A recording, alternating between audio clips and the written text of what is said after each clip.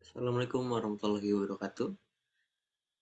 Perkenalkan, nama saya Gugus Cahaya Pangestu, NIM 120220181 dari kelas RD. Di sini saya akan menjelaskan teori Keynesian untuk memenuhi tugas mata kuliah perencanaan wilayah tahun 2023. Pertama, kita mulai dari sejarah teori Keynesian. Teori Keynesian pada pembangunan wilayah mengadopsi dari teori ekonomi Keynesian. Ekonomi Keynesian atau disebut juga Keynesianisme awal-mula dikembangkan oleh John Maynard Keynes yang pendekatan khasnya berfokus pada sisi permintaan ekonomi dan peran pemerintah dalam meningkatkan dan mengelola permintaan. Ekonomi Keynesian berkembang selama dan setelah depresi hebat atau Great Depression dari ide-ide yang disajikan oleh Keynes dalam bukunya tahun 1936 berjudul The General Theory of Employment, Interest and Money. Perkembangan teori Keynesian dari mulanya adanya Great Depression, Perang Dunia II, dan ekspansi ekonomi pasca perang tahun 1945 sampai tahun 1973, serta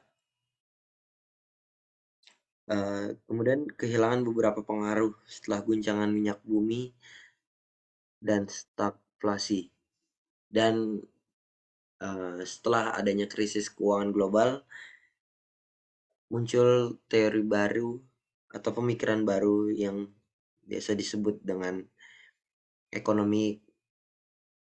teori ekonomi Keynesian baru atau Neo-Keynesian. Ekonom Keynesian umumnya berpendapat bahwa permintaan agregat berfluktuasi dan tidak stabil. Ekonomi pasar sering mengalami hasil ekonomi makro yang tidak efisien dalam bentuk resesi ekonomi atau permintaan rendah dan inflasi atau dalam permintaan tinggi, dan bahwa dengan ini dapat dikurangi dengan melakukan respon dengan intervensi pemerintah atau kebijakan ekonomi, khususnya tindakan kebijakan moneter oleh bank sentral dan tindakan kebijakan fiskal oleh pemerintah yang dapat membantu menstabilkan output selama siklus bisnis. Ekonom Keynesian umumnya menganjurkan mekanisme pasar perlu dikelola oleh pemerintah dengan peran aktif untuk intervensi pemerintah selama resesi dan depresi. Pendekatan teoritis yang dipakai oleh teori Keynesian yaitu adanya rekonstruksi Keynesianisme atau Reconstructed Keynesianism. Selanjutnya ada stimulasi sisi permintaan dan dukungan sisi supply untuk industri utama atau bisa disebut basis dan pendukung atau non basis. Ada pula ideologi politik yang ada dalam teori-teori Keynesian, yaitu pertama adanya intervensi pemerintah atau tindakan yang dilakukan oleh pemerintah yang mempengaruhi pasar dengan tujuan mengubah keseimbangan atau hasil dari pasar bebas. Selanjutnya ada demokrasi sosial, yaitu gagasan bahwa negara perlu memberikan keamanan dan kesetaraan kesempatan bagi rakyatnya. Selanjutnya ada kohesi atau kemajuan bersama dan solidaritas teritorial nasional, yaitu kebijakan dengan tujuan meningkatkan kesejahteraan ekonomi wilayah dan juga untuk mengatasi kesenjangan wilayah. Selanjutnya ada pokok pemikiran Keynesian. Yang pertama yaitu ada teori basis ekspor, menekankan pada sisi permintaan. Menurut teori ini, wilayah yang mengekspor lebih besar, maka wilayah pengekspor tersebut wilayah yang lebih tumbuh perekonomiannya. Selanjutnya ada teori sirkuler dan kausal kumulatif. Proses pertumbuhan wilayah cenderung terjadi secara melingkar dan kumulatif terkumpul pada suatu wilayah, yang pada akhirnya menghasilkan pertumbuhan wilayah yang tidak seimbang. Wilayah kekayaan perekonomian lama-kelamaan akan cenderung terakumulasi di suatu wilayah yang sudah sejahtera terlebih dahulu, sementara wilayah yang miskin akan tetap terjebak dalam kemiskinannya. Selanjutnya yaitu ada teori kutub pertumbuhan, yaitu perkembangan ekonomi wilayah akan memusat di suatu wilayah yang memiliki aglomerasi industri penggerak perekonomian wilayah. Selanjutnya ada penyebab-penyebab kesenjangan wilayah menurut teori Keynesian.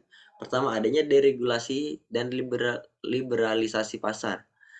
Yang kedua ada perpindahan atau pengurasan modal. Yang ketiga ada investasi yang rendah. Selanjutnya ada kelemahan struktural dan selanjutnya ada ketidakcukupan partisipasi pemerintah.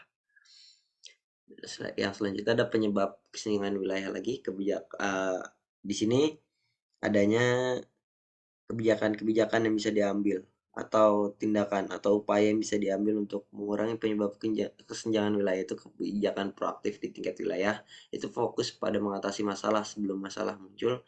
Yang selanjutnya ada investasi publik pada infrastruktur. Investasi publik sebagai prinsip di dalam makroekonomi sebagai alat untuk meningkatkan pertumbuhan ekonomi, yang mana ketika ada ketika investasi infrastruktur tinggi, maka pertumbuhan ekonomi juga akan tinggi. Contoh studi kasus yang saya ambil adalah dampak kawasan ekonomi khusus Seimangkei terhadap pertumbuhan ekonomi. Oke, pertama adanya kawasan ekonomi khusus. Pada pasal 31 UU nomor tahun 25 tahun 2007 tentang UU KEK nomor 39 tahun 2009, yang mana di situ dijelaskan kawasan ekonomi khusus yang selanjutnya disebut KEK adalah kawasan dengan batas-batas tertentu dalam wilayah hukum Negara Kesatuan Republik Indonesia yang ditetapkan untuk menyelenggarakan fungsi perekonomian dan memperoleh fasilitas tertentu. Yang pada dasarnya, KEK dibentuk untuk membuat lingkungan kondusif bagi aktivitas investasi, ekspor, dan perdagangan guna mendorong laju pertumbuhan ekonomi serta sebagai katalis reformasi ekonomi. Selanjutnya yaitu kawasan ekonomi khusus Seimangkei. KEK Seimangkei ditetapkan melalui Peraturan Pemerintah Nomor 29 Tahun 2012 pada tanggal 27 Februari tahun 2012 yang merupakan KEK pertama di Indonesia yang telah diresmikan beroperasi oleh Presiden Jokowi pada 27 Januari tahun 2015. Yang menjadi fokus di KEK Seimangkei adalah menjadi pusat pengembangan industri kelapa sawit dan karet hilir berskala besar dan berkualitas internasional.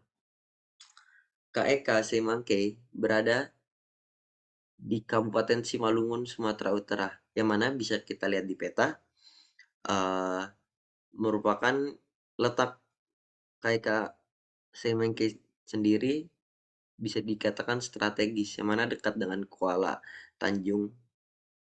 Pelabuhan Kuala Tanjung yang dapat mendistribusi barang ke Singapura, Malaysia, Thailand, Asia, dan lain-lain. Selanjutnya ada Bandara Internasional Kuala Namu yang berjarak 106 km. Selanjutnya ada Pelabuhan Belawan dan ibu kota dari Sumatera Utara yaitu Kota Medan. Dengan adanya KEK Seimengke sendiri dapat dilihat dari tren PDRB Kabupaten Simalungun dan kabupaten lainnya di Sumatera Utara, yang mana dapat dilihat pada garisan biru Kabupaten Simalungun mendapatkan atau terdapat peningkatan PDRB gitu dibanding kabupaten lainnya di Provinsi Sumatera Utara. Selanjutnya ada tingkat kemiskinan atau kondisi tingkat kemiskinan di Kabupaten Simalungun. Yang pertama, adanya penduduk miskin yang mana berkurang pada tiap tahunnya dan terakhir di 2018. Selanjutnya ada presentasi penduduk miskin yang mana presentasi juga ditunjukkan pada grafik tersebut yaitu menurun di tahun 2018. Selanjutnya angka pengangguran terbuka pada Kabupaten Simalungun juga mengalami penurunan selama 4 tahun terakhir yaitu dari 2014 hingga 2018. Sebagaimana hasil penelitian Silvia tahun 2015 bahwa KIK Seimangkei memberikan dampak positif terhadap masyarakat dengan adanya KIK Semangkei memperluas lapangan kerja sehingga pengangguran berkurang. Dalam setahun terakhir, pengangguran berkurang 780 orang, sejalan dengan tingkat pengangguran terbuka yang turun menjadi 5,10% pada Agustus 2018. Dilihat dari tingkat pendidikan, TPT atau tingkat pengangguran terbuka untuk sekolah menengah atas umum masih mendominasi yaitu 9,67%. Di sisi lain, hasil survei sosial ekonomi nasional atau SUSENAS yang dilaksanakan pada bulan Maret tahun 2018 menunjukkan bahwa jumlah penduduk miskin di Kabupaten Simalungun sebanyak 80.300 jiwa atau sebesar 9,31% terhadap total penduduk.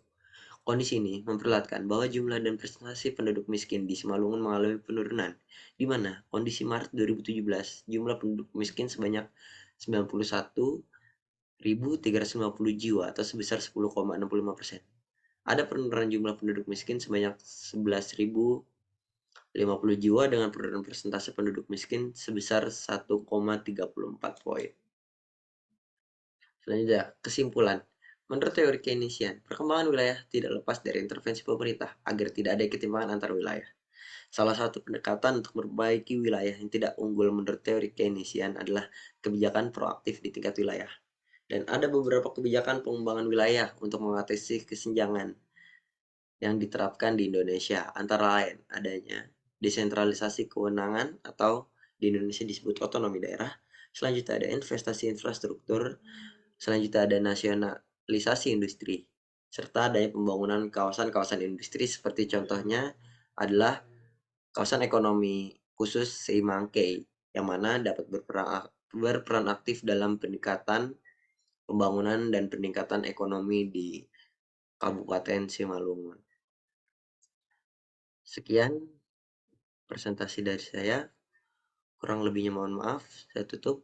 Assalamualaikum warahmatullahi wabarakatuh.